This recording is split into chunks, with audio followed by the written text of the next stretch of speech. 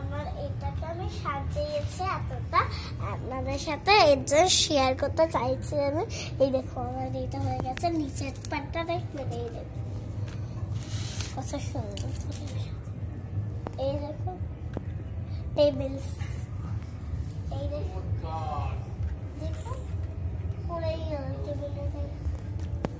দেখুন দেখো কত মজাদার না। এই দেখুন এটা সাজানো হয়ে গেল আমার। এবার উপরেরটা দেখি চলো। এই দেখুন উপরে এটা চেয়ার সেট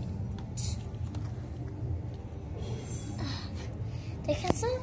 এই দেখুন তারপরে উনুনটা কোথায় রাখবো, এইখানে তোমার খুব দরকার ছিল। এই দেখো উনুনটা ও পড়েই গেল উনুনে এটা।